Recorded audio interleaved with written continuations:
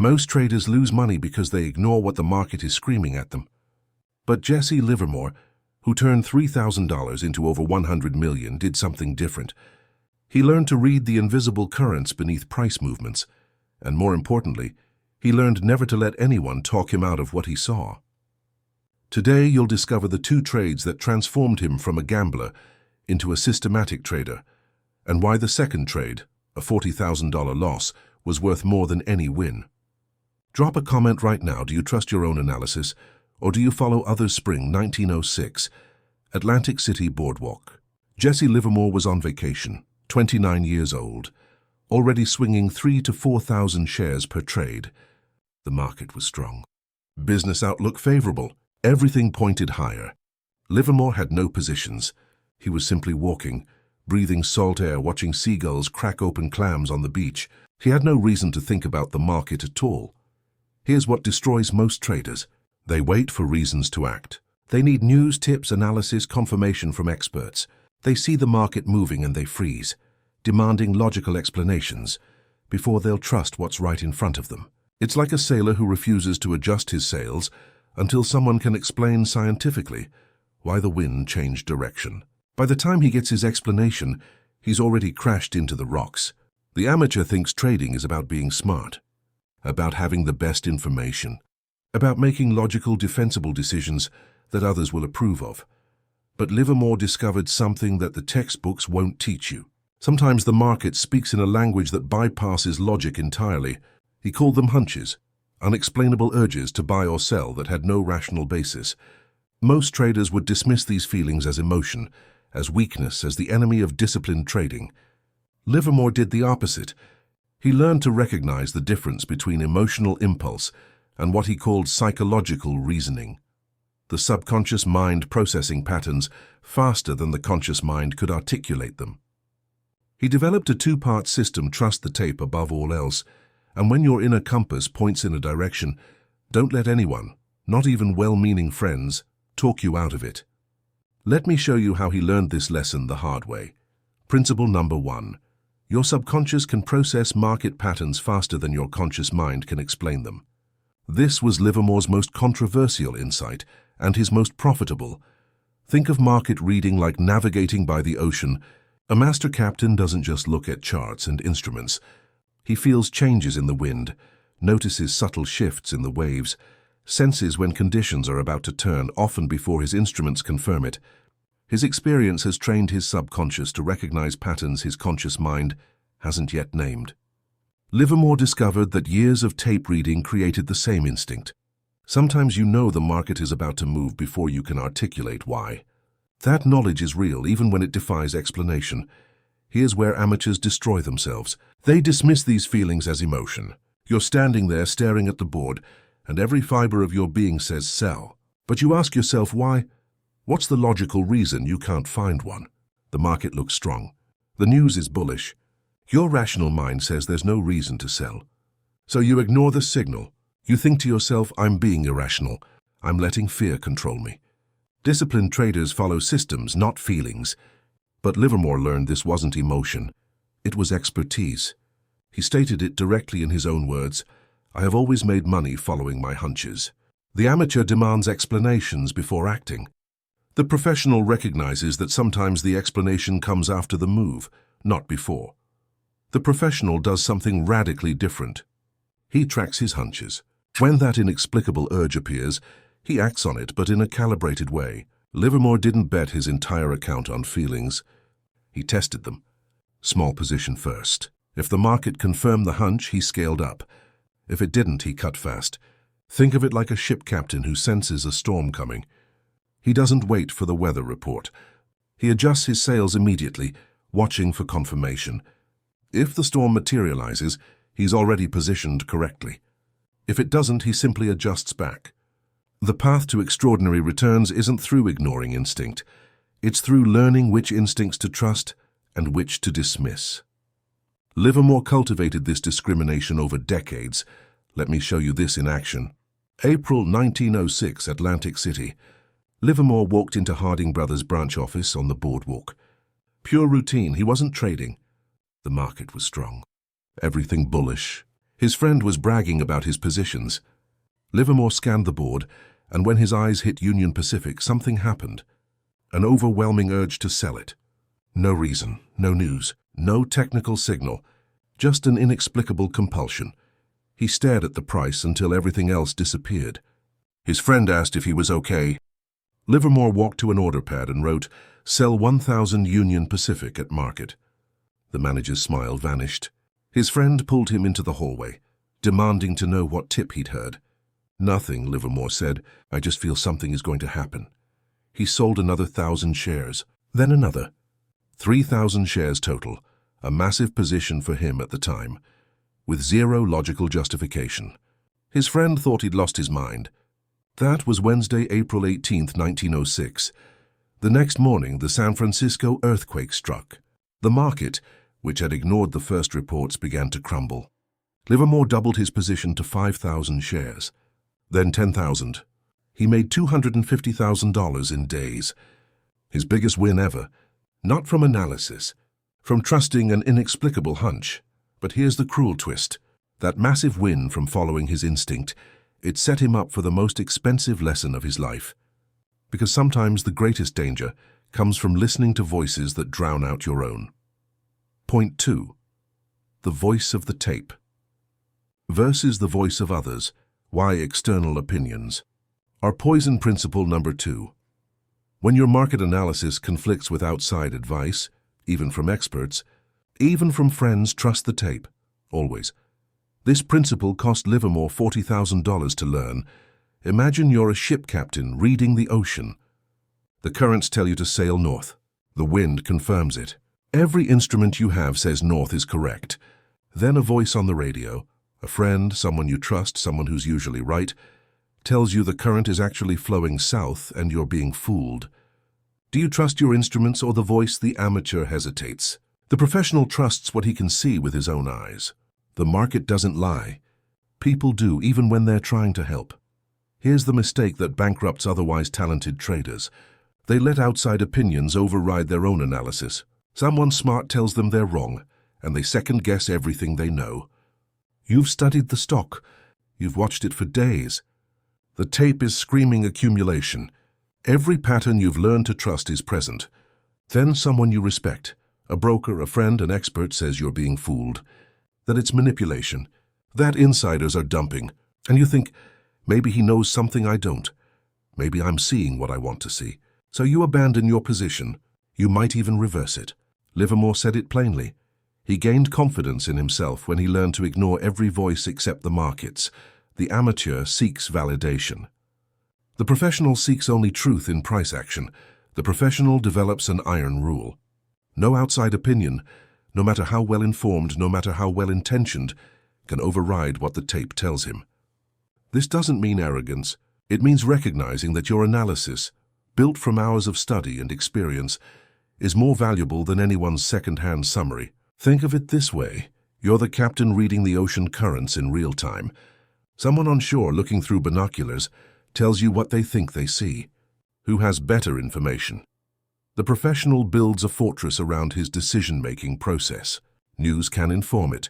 Fundamentals can guide it. But once his tape reading gives a signal, nothing else matters. Livermore wasn't interested in being right according to others.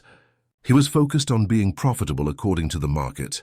Summer 1906, Saratoga Springs. Fresh off his earthquake triumph, Livermore was watching Union Pacific again. The stock was around 160, acting beautifully. Someone with deep pockets was accumulating it.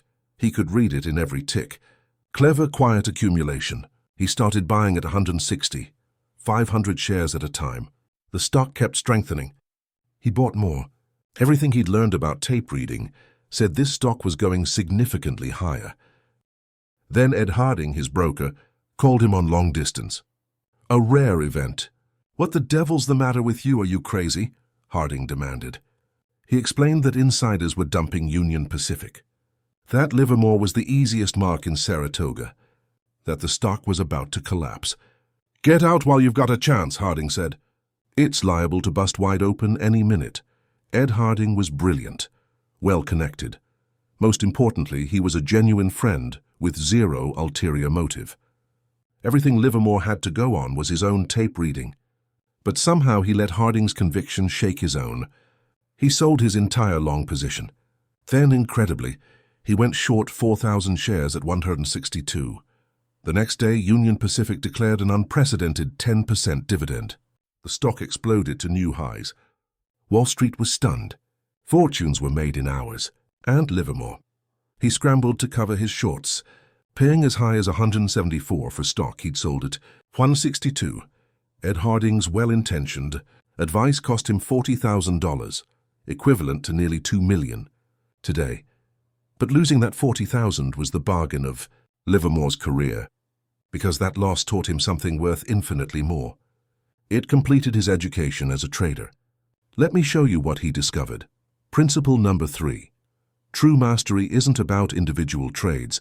It's about evolving from hit or miss speculation to thinking in terms of basic market conditions. This was Livermore's graduation moment. A sailor who chases individual waves will always struggle, but one who learns to read the tide, who understands the fundamental forces moving the entire ocean, can navigate with confidence. Livermore realized that his hunches, his tape reading, his wins and losses were all pointing to something bigger. The amateur thinks, should I buy this stock? The professional thinks, what are the basic conditions of the market? Right now, is the tide rising or falling? Only then do I choose my vessel. Most traders never escape the trap of stock-by-stock thinking. They see opportunities everywhere. Boeing looks good. Tesla's breaking out. Someone's talking about Nvidia. They're constantly reacting to individual situations without understanding the larger context. It seems productive. It feels like you're taking advantage of every opportunity. You think to yourself, I'm diversified, I'm active, I'm engaged. But this is scattered thinking disguised as discipline. Livermore learned this the hard way through his hit-or-miss operations. The amateur operates tactically, responding to what's in front of him. The professional operates strategically, understanding the underlying conditions that make tactics work or fail. One is playing checkers, the other is playing chess. The professional undergoes a mental transformation. He stops asking, what stock should I buy, and starts asking, what is the market doing? Is it in a bull phase or a bear phase? Are leaders emerging or distribution happening? What sectors are showing strength? Once he understands the basic conditions, individual stocks become obvious. It's like a captain who first reads the ocean's mood before choosing his route. This requires patience. It requires sitting on your hands when conditions aren't clear. It means missing hundreds of opportunities because they don't align with the dominant current. Livermore called this promoting himself to a higher grade in the hard school of speculation. It was recognizing that sustainable success comes from systematic thinking, not tactical brilliance. In his own words, Livermore said the Saratoga Union Pacific disaster completed his education. Not the earthquake win, the loss. Why? Because it forced him to examine his entire approach. The earthquake hunch was random luck. The Union Pacific disaster was ignoring systematic analysis. Neither was repeatable. Neither was professional.